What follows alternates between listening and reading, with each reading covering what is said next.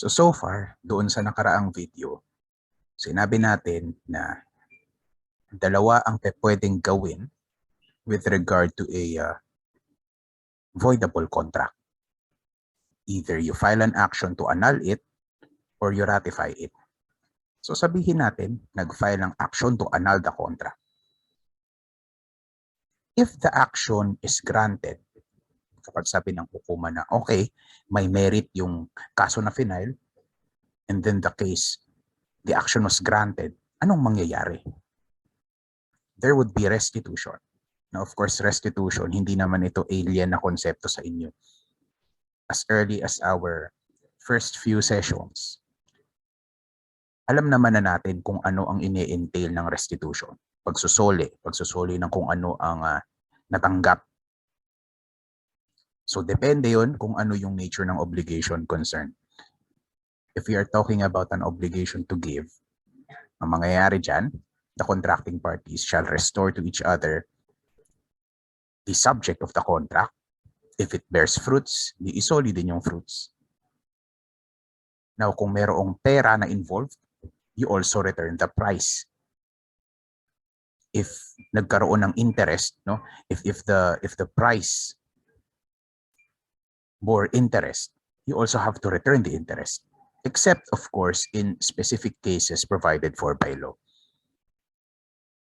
How about obligations to render a service, obligations to do? Siyempre, hindi mo na maibabalik yung na-expend mong energy, yung effort mo. That kind of thing cannot be returned.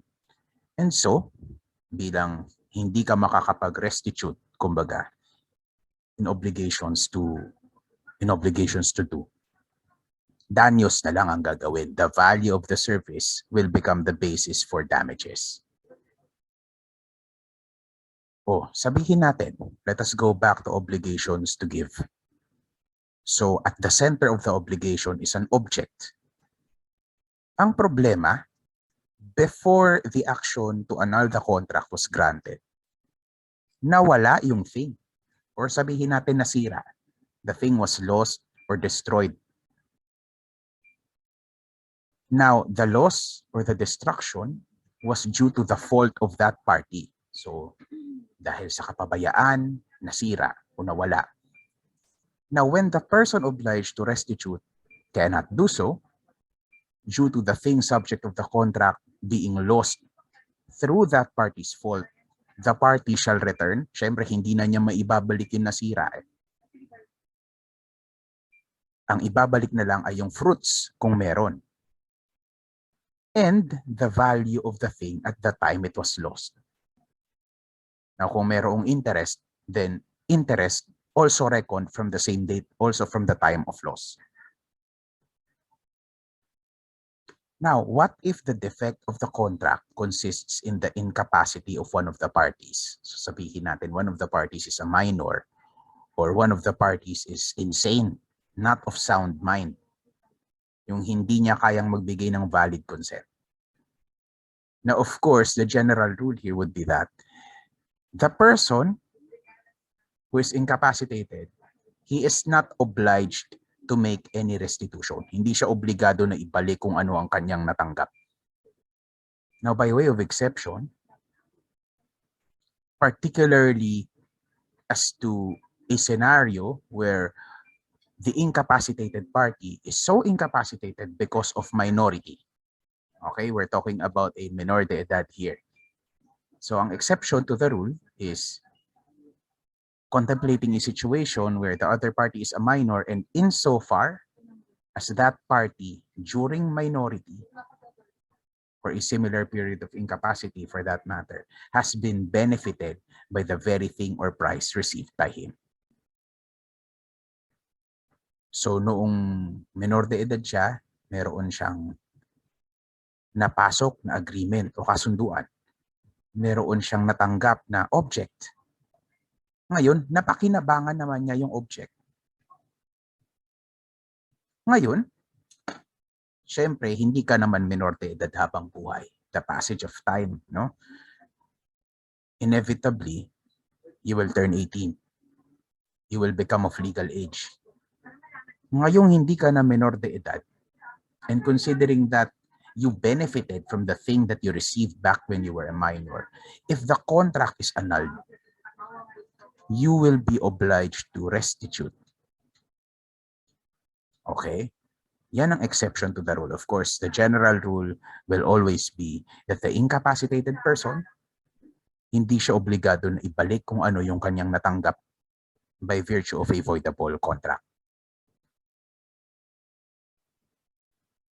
Of course, restitution, kaliwaan din yan. As much as humanly possible, restitution must be mutual. Ano ang implication nito? Restitution contemplates a scenario where both parties are capable and are willing to return whatever has been given to them by virtue of the contract. Meaning that if one of the parties does not restore what he or she is obliged to return, kung yung isa ay ayaw ibalik o hindi binabalik kung ano yung kanyang natanggap, the other party cannot be compelled to restitute. Hindi pa pwedeng yung isa lang ang magbabalik o magbibigay. Kailangan dalawa kayo. Kaliwaan. Restitution must be mutual. Now, of course, yung action to annul a contract, pwede siyang ma-extinguish. Pwede siyang mapawalang bisa o matapos. Now, as a general rule, the action for annulment of contracts shall be extinguished when the thing which is the object thereof is lost through the fraud or the fault of the person who has a right to institute the proceedings. So sabihin natin, no? The party who was the subject of a intimidation, meron siyang natanggap by virtue of the contract. Tapos naiwala niya dahil sa kanyang kapabayaan. Then the action for annulment of the contract, which is otherwise dapat voidable kasi merong vitiated consent due to what? Due to intimidation. Ma-extinguish na yung action. The aggrieved party will no longer be able to institute the case. Now, of course, by way of exception, if the right of action is based upon the incapacity of any one of the parties. Kasi yung matter na yun, hindi naman yun maaapektuhan ng fault normally, di ba? Kung wala ka sa katinoan, wala ka sa tamang isip, kung ikaw ay minor de edad, no? The action to annul the contract will not be extinguished that way. Now, the exception to the exception here would be where said loss took place through the fraud or the fault of the plaintiff. Again, bumabalik tayo dun sa general rule. Kung nawala yung subject matter of the contract dahil sa kasalanan o kapabayaan, no?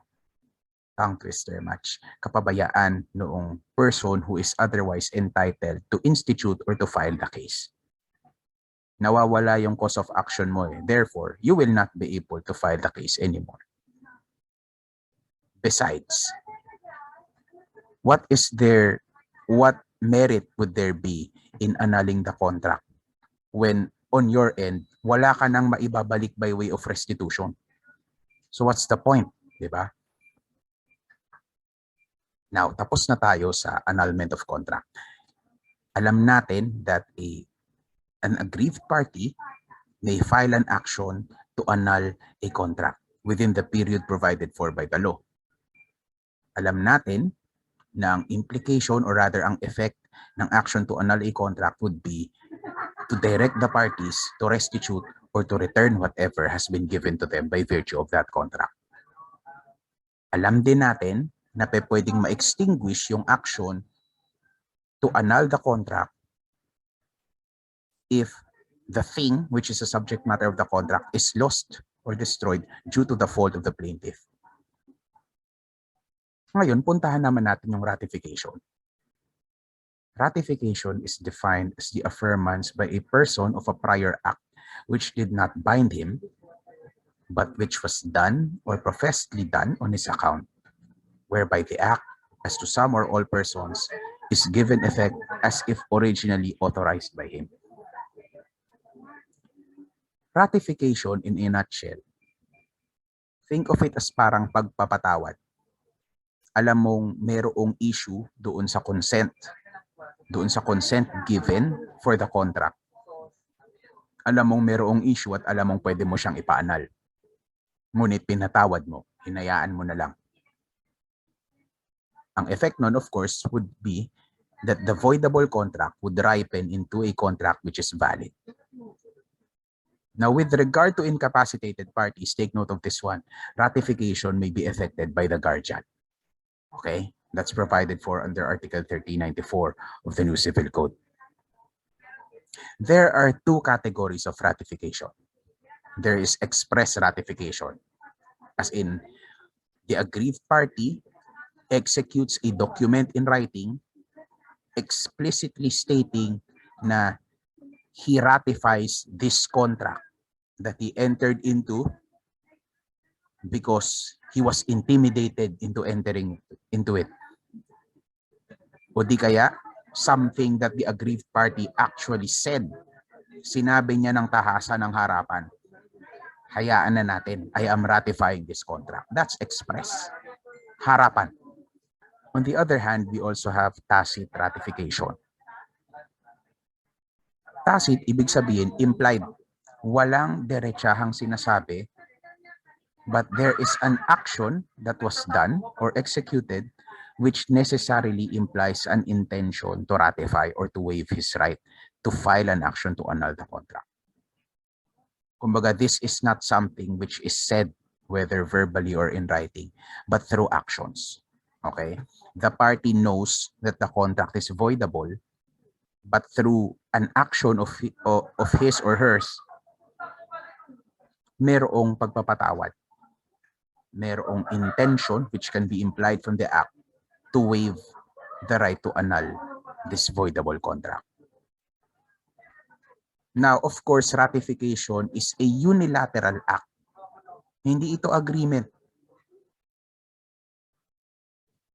As I am recording this, issue yung paghihiwalay ni na Moira de la Torre, no? At ni Jason, ano nga bang last name niya? Fernandez. Something about admitting to cheating, no? Nagiging issue tuloy ngayon sa social media yung matter of marital fidelity. You know, something like that, no? Asking for forgiveness and extending forgiveness, or rather the act of extending forgiveness, if warranted, that is unilateral, no? Kapag pinapatawad mo ang isang tao, hindi mo kinakailangang hingin yung permiso ng pinapatawad mo. It's an act of beneficence, an act of mercy. Ratification operates along the same lines. Hindi mo kailangan ng authorization, ng conforme, ng party, no, who vitiated your consent. It is all up to the aggrieved party. Siya at siya lang ang magdedesisyon kung gusto niyang i-ratify yung voidable contract concern. Now, of course, the effect of ratification would be if an action to annul a voidable contract was already filed, it would extinguish the action. It would be a ground for the dismissal of the case. Kasi what is there to annul? There is no longer a voidable contract. In its stead, there is already a valid contract. This is under Article 1392 of the New Civil Code. As a general rule, ratification cleanses the contract from all its defects. The contract transforms into one which is defective, from one which is defective into one which is, for all intents and purposes, valid. Now, of course, ang exception nito is with regard to the rights of innocent third persons. Kasi syempre, as we know, di ba, relativity of contracts, kanino lang ba nag-a-apply ang kontrata? First and foremost, the parties, of course, the contracting parties, their heirs or assigns, di ba? Pero sometimes, yung kontrata, meron din siyang naaapektuhan ng mga non-parties. Particularly yung subject matter ng contract. For example, na ibenta na sa ibang tao na hindi niya alam na meron palang issue or meron palang depekto dun sa original contract. Of course, ang intention ng batas natin would be na hindi naman mape-prejudice, hindi naman malulugi itong mga innocent third persons na to na, you know, wala namang kamalay-malay doon sa kung ano mang nagaganap doon sa original deed o doon sa original agreement.